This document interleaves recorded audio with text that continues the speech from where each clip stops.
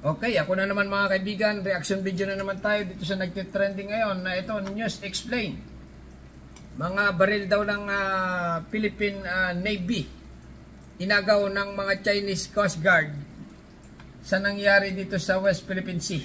Ito na. Bagong kiskisa na naman sa paligid ng BFP Sierra Madre sa may Ayungin Shoal. Pero hindi po gaya ng dati, mukhang mas malubha na ang nangyayari. Medyo kulang sa detalye ang nilabas na pahayag ng AFP. Ang linaw lamang ay merong sundalong Pilipino na malubhang nasugatan sa konfrontasyon sa pagitan ng Philippine Navy at ng Chinese Coast Guard sa resupply mission noong Lunes. Pero sa lokal na pahayagan na Palawan News, lumabas po ang mga detalye. Una, hindi lamang binangga ang mga resupply boats ng Philippine Navy.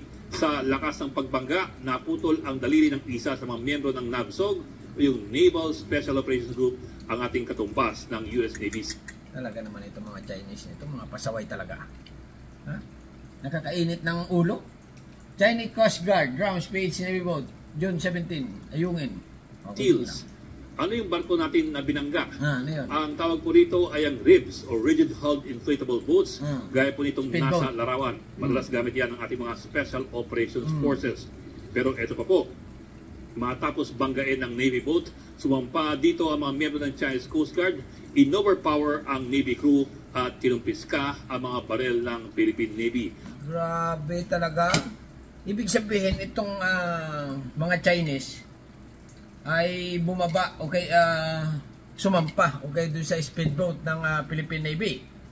Ngayon, pagkatapos nung sumampa na, nung banggain, sumampa. Pagkatapos, kinumpiska ang mga baril, okay? China Coast Guard, ground space Navy boat. Ganon. Eh bakit binigay? Siguro sa tingin ko nakipag-agawan, okay? Kasi hindi naman ibibigay ng mga Philippine Navy yan kung hindi sila na corner dito eh. Possible na yung China Coast Guard, explain natin mga kaibigan. Yung China Coast Guard na malaking barko, nandun yun, okay? Tapos maliit lang yung ating speedboat. Or naghabulan, maraming speedboat ng China. Ngayon, nilapitan nila yung binangga, okay? Tapos sumampa, baka tinutukan agad sila. Siguro nakaganon, ng ganong mga pangyayari. O kaya nakuha, okay, nakuha yung mga baril ng Philippine Navy. Grabe itong Chinese ito. Talagang sobra na. Grabe, ibang klase. O continue lang. Ayon sa Palawan News, pero eto pa po. Matapos banggain ng Navy boat, sumampa dito ang mga miyembro ng Chinese Coast Guard, in-overpower ang Navy crew at kinumpiska ang mga barel ng Philippine Navy. Ganon talaga naman, kahit paulit-ulitin ko, ganon pare-pareho yung balita talaga. Diyos mio, Marimar. Ayon sa Palawan News, 8 barel ng Philippine Navy ang kinumpiska. Nako, ay 8. Biruin mo yan mga kaibigan ha. Itong mga Chinese Coast Guard talaga ay talagang sobra na. Grabe na. Okay? Okay, continue lang. Ng China Coast Guard. Ito pa po. Binutas daw ng Chinese Coast Guard itong mga ribs na mga inflatable boats para hindi na magamit. Diyos mio, binutas pa.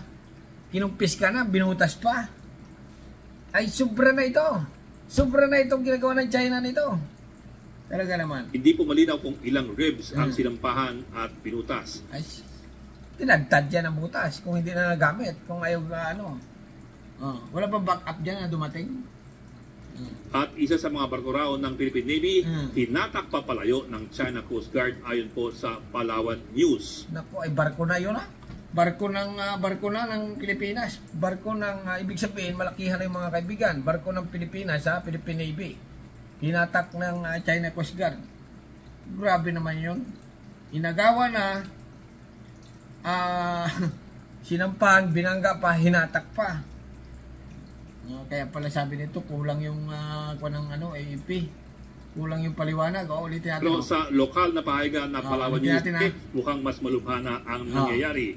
Medyo kulang sa detalye ang nilabas na kulang sa detalye. Ibig sabihin, baka sinekrito. Armed Forces of the Philippines. Sinekrito mga kaibigan. Ngayon na ini-explain na nga. Ini-explain. Kiniklear ang buong mga pangyayari dito sa Ayungin. Pahayag ng AFP, ang linaw lamang ay merong sundalong Pilipino na malubhang nasugatan sa konfrontasyon sa pagitan ng Philippine Navy at ng Chinese Coast Guard sa resupply mission noong Lunes. Pero sa lokal na pahayagan na Palawan News, lumabas po ang mga detalye. Una, hindi lamang binangga ang mga resupply boats ng Philippine Navy. Sa lakas ng pagbangga, naputol ang daliri ng isa sa mga miyembro ng NAVSOG, yung Naval Special Operations Group, ang ating katumbas ng US Navy SEALs. Ano yung barko natin na binangga? Ang tawag po rito ay ang RIBS o Rigid Hulled Inflatable Boats. Gaya po nitong nasa larawan. Madalas gamit yan ng ating mga Special Operations Forces. Pero ito pa po. Matapos banggain ng Navy boat, sumampa dito ang mga miyembro ng Chinese Coast Guard, in-overpower ang Navy crew at kinumpiska ang mga barel ng Philippine Navy. Nako, ay kinumpiska ang mga Armalite. Sigurado mahahaba yung mga kaibigan yung dala ng Philippine Navy. Ibig sabihin hindi nagamit. Kasi nga pag ginamit mo yan, gira na yan. Mahirap din yun. Kung nandoon ka naman sa location na yon, halimbawa nga wala na sila dyan. Akutin nyo lang tayo. Ayon sa Palawan News, 8 barel ng Philippine Navy ang kinumpiska ng China Coast Guard.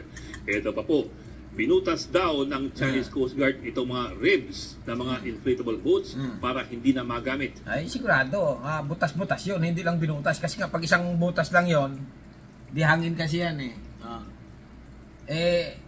magagamit pa mapapastaan. Ay kung butas-butas hindi na, baka sinira pa nga ang makina. Nako. Hindi po malinaw kung ilang ribs ang sinampahan at binutas. Magaling itong ni-explain ito yung mga mga buong detalye talaga. At isa sa mga barko raw ng Philippine Navy, hinatak pa palayo ng China Coast Guard ayon po sa Palawan News. Pero hindi po gaya ng dati na simpleng bombaan lamang ng tubig ay meron ng video agad. Bakit walang nilabas na video ngayon? Dahil minabuti daw ng Philippine Navy na gawin ang resupply na hindi kasama ang Philippine Coast Guard. Ganon, maghiwalay, okay. Mas tikom ang bibig ng Navy sa mga nangyari. At bakit naman tahimik ang Malacanang sa mga mas marahas na pangyayari? Siyempre secret, kaya tahimik kumpidensyal ang mga pangyayari. Maring ito'y dahil may implikasyon ito sa ating Mutual Defense Treaty kasama ang Amerika. Nako. Ay, Amerika, galaw-galaw na. Pero nagsalita na dito mga kaibigan ng napanood ko, nagsalita ang Amerika. Okay, kinundi na nga itong ginawa ng China na bakit ganon? Talagang gusto nyong ng ganyan Huwag ganyan, sabi ng Amerika.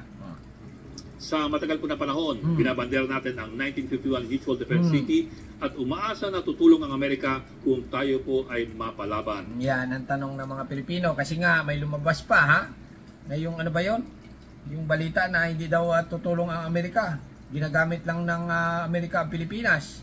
Pero yung nagsalita na yon, sabi niya, ginagawang tools lang ang Pilipinas ng Amerika. Nagsalita na yun, martis lang yon.